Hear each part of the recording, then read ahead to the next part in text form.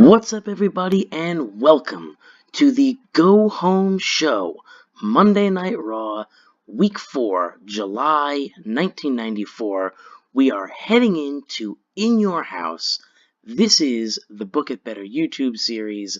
I am Max Whitman, and we are ready to go with the Go Home Show, our final show, before we hit In Your House. We've had 3 poor showings so far. We're hoping that this show gets us back on the right track, gives us a little bit of momentum heading into In Your House, because WCW Bash at the Beach just scored an 86 rating, so they're a little bit ahead of us at this point. They've got more star power than we do, but we are Vince McMahon, and we're the World Wrestling Federation, and we all know how that's going to turn out, hopefully, as long as we can book it better. We're going to start. We've got our pre-show segments here. This is a horrible segment, but it's our old friend Jeff and Sparkplug. Jeff, he finds Sparkplug one more time, begs him, "Teach me how to drive, Uncle Sparky. I need your help." Sparkplug finally agrees. "Okay, I'll teach you how to drive if you can win tonight." Jeff says he won't regret that. Sparkplug doesn't look too thrilled, but Jeff's a happy kid. This segment gets a 14 out of 100 rating, an F+ grade. One interesting thing, though, is that this little back and forth between Jeff and Sparkplug has actually really raised Jeff Hardy's popularity. He's just been bumped up from an opener to a lower mid-carder. It's not a huge difference, but him and Sparkplug are working well together here, and it's affecting Jeff Hardy a little bit more than I thought it would. But we get the F+ rating here. Not good, obviously, but that's why it's the pre-show. We'll move to our next segment. We have a gimmick change. That's right. Okay, so Jeff Hardy debuts a new gimmick. He debuts the Fans Own gimmick. Basically, he's a fan who has decided to follow his dreams and become a professional wrestler. It's a pretty basic babyface gimmick. Matt's going to have the same gimmick next time he debuts. We get Jeff Hardy versus Chris Kanyon. So Chris Kanyon is the guy that Jeff Hardy has to beat if Sparkplug's going to teach him how to drive. He does so. He defeats him in just under 6 minutes with a Swanton Bomb. Jeff Hardy's in-ring performance here is a 33. Chris Kanyon gets a 22 for an overall of 31. Basically what was expected here. But that means, as we change the gimmick here, so it gets an average rate. Okay, that means that Sparkplug will be teaching Jeff Hardy how to drive a car. That's a fantastic development. We're all happy for Jeff, except maybe Sparkplug. He's probably not so happy. But 16-year-old Jeff Hardy's going to learn how to drive, and who better than the Sparkplug, Bob Holly. Good old Uncle Sparky. In our final pre-show match, we get Yoko and Crush teaming together again. They're going to absolutely squash the Executioners. Pain and Agony, I believe, are their names.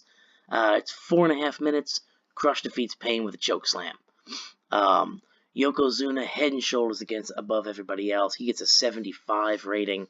Crush gets the 46. Mr. Fuji does some pretty good work at ringside. If you're watching last week, Crush and Mr. Fuji have terrible chemistry, but we've gone ahead and we've pulled Mr. Fuji as Crush's manager. He now manages just Yokozuna. So it's a little bit gamey, but what it does is it allows us to have Mr. Fuji at ringside. He still gives a little bit of a boost to the match, but we don't get that negative impact from the poor chemistry with Crush. So he's at ringside, but the game recognizes him as being there for Yokozuna, not Yoko and Crush. So it is a little bit gamey, but we're going to go ahead and do it anyway. Agony actually has a very surprising 27 rated performance here. This match actually not as bad as I thought it was going to be. I find that domination matches like this, they don't really get a good grade ever.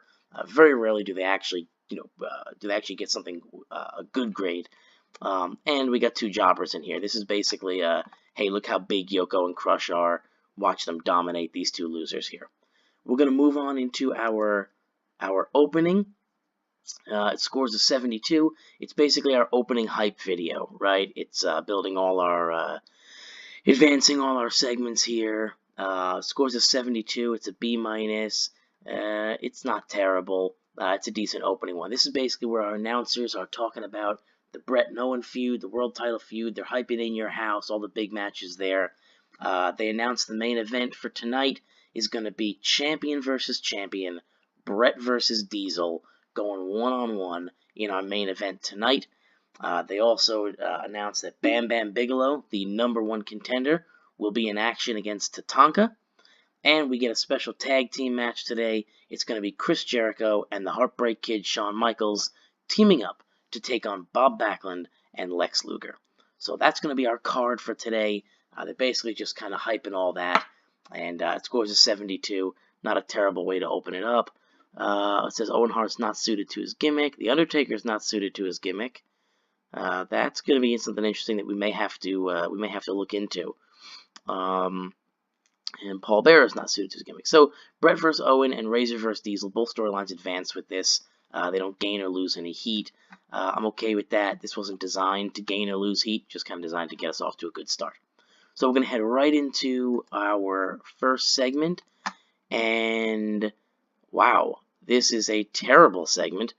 So basically, Paul Bearer is in a funeral home saying that Judgment Day is 1 week away. He opens up the casket in the funeral home, and Ted DiBiase is in the casket. Obviously, not the real Ted DiBiase, but it looks like Ted DiBiase. It scores a 43. Oh, we're going to have a terrible show here. Okay, that's why. So, we're in Puerto Rico tonight. I did not know that. So, this show is taking place from Puerto Rico, which means all of our angles, thankfully we don't have too many of them, our angles are all going to take a hit because there's a language barrier. Well, that's no good. So, anywho, this one probably would have scored way better than it did. It pulls a 43 here. That's going to hurt us. This language barrier is not going to be good. I probably should have taken a look at where we were coming from. But alas, we will move on. We're going to hope that our matches are good enough. In a decent match, Chris Jericho and Shawn Michaels defeat Bob Backlund and Lex Luger. That gets a 68 C+ rating. Lex Luger and Bob Backlund performed really poorly. Chris Jericho performed really, really well. He performs the 51 performance here. Shawn Michaels the 82, obviously. The Jericho Arrives storyline is going to advance with this segment. Ultimately, this was a way to get Chris Jericho working with Shawn Michaels so we could start boosting up some of Jericho's skills. It wasn't really designed to advance any storylines, but it does a pretty good job here. Scores a 68. I'm glad I almost made this our semi-main event. I'm glad I didn't. That'll go to Bam Bam and Tatanka. We'll have to see how that one turns out, but I'm going to hope that it scores better than a 68. Worker improvements. Lex Luger is improving in his performance skills. So not a terrible match, but in this one, Shawn Michaels is going to go over. He goes over Bob Backlund, hits the sweet chin music on Backlund, gets the cover. Shawn Michaels is one of our big guys. He's going over here. Chris Jericho has a pretty good performance in there. He's solid. They actually make a pretty decent team, I think. In our next segment, this is Razor Ramon. He's attacking Shawn Michaels. This is after the match. So Shawn Michaels in the ring, he's celebrating. Out comes the bad guy, Razor Ramon. He comes out, he attacks Shawn Michaels, and he's basically going to say that bad guys do bad things, and we'll see if Diesel can hold his own tonight without Shawn Michaels. So he beats down Shawn Michaels, puts him out of action. HBK takes the ride on the stretcher, and Razor Ramon, the bad guy, is going to put him out of commission. Razor is superb working without a script, but he did have major problems with a language barrier. So once again, HBK, he's rated on selling here. He looks fantastic. The storyline advances here. Once again, though, the language barrier is really hurting our show here, and it's disappointing because I was really hoping to have a strong go-home show, but that Spanish language barrier is going to really hurt us here. In our next segment, yeah, again, Bam Bam's going to cut a promo. He's talking about just how he's going to run through Tatanka tonight, and then he's going to run through Bret Hart on Sunday. This gets a 25 rating, mainly because Bam Bam's not great on the mic to begin with, and he also can't speak Spanish. So, moving on, Bam Bam vs. Tatanka scores a 61 rating. So I was wrong. I should have put Jericho and HBK in the semi-main event, because this one only gets a 61. We're going to hope that our main event can save things here. Otherwise, we're going to head into In Your House with very poor momentum. But this is a match has decent wrestling, not much heat. Bam Bam defeats Tonka in 7.5 minutes by pinfall. Here's Diesel saying that he can beat. It's just basically a quick backstage promo saying that he can beat Bret without HBK, no problem. Scores a 56. That's a C minus. Yeah, we're really taking a hit here.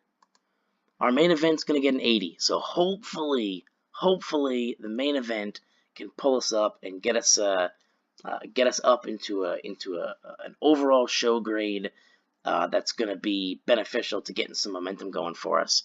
The match gets the crowd harder. Bret Hart's in-ring performance is a 90. Diesel's in-ring performance is a 65. Both the Bret versus Owen and the Razor versus Diesel storyline, they both advance here. But a good, solid match. It gets an 80 in a match with great wrestling, good heat. Bret Hart's going to defeat Diesel in 12.5 minutes with a quick roll-up. So it's kind of a flash pinfall victory here. Diesel may be caught a little bit off guard, but Bret Hart, always crafty. He's the champ. There's a reason for that. He rolls up Diesel for the victory.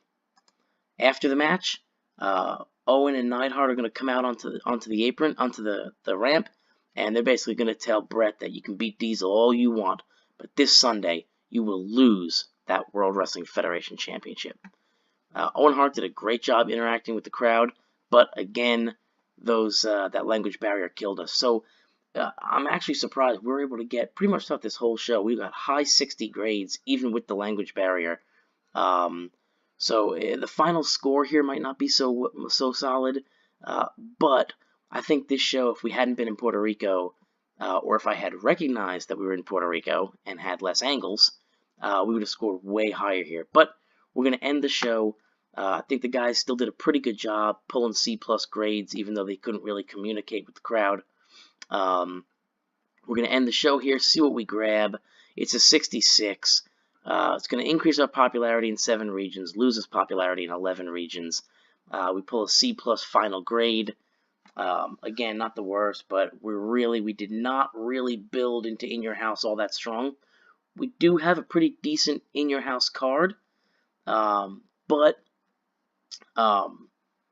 we didn't really get that build in there. So hopefully, the In Your House card itself is good enough that we can pull off we can get that momentum back at In Your House. Our In Your House card right now, looking like we're going to have Chris Jericho versus Bob Backlund in a new school versus old school, new blood versus the crafty veteran. That's going to be Jericho versus Bob Backlund. Pierre and Jacques going one-on-one. We got the Head Shrinkers versus the Smoking Guns defending their tag team championships. We're going to finally see, is The Undertaker back? Is Paul Bearer telling the truth? Or is it Ted DiBiase's Undertaker that's the real deal? It's going to be The Undertaker versus The Undertaker at In Your House. Diesel defends his Intercontinental Championship versus Razor Ramon. Is HBK healthy enough to be at Diesel's ringside? We will find out. And in the main event, Bret Hart defends the World Wrestling Federation Championship against Bam Bam Bigelow. Thanks for joining us tonight. Again, you can head over to Podomatic if you want to hear our long-term plans. We got our creative meetings up there all through SummerSlam. That's planned out. You can go, you can listen to that if you want to get the inside scoop. You want to get a little backstage, see how we come up with some of these ideas. Head on over to Podomatic, search Book It Better. That is our podcast. We're also doing every Wednesday uploading roundtable discussions. So feel free, head over there. If you liked what you saw today, if you like me, I like me, you should like me, go ahead and click like, click subscribe, leave a comment, give us some ideas. Who do you want to see us push? Who's getting buried? What storylines do you like? What do you want to see? Leave them in the comments section here. Give us a subscribe. We really appreciate it. And listen to us every Wednesday at Podomatic.com.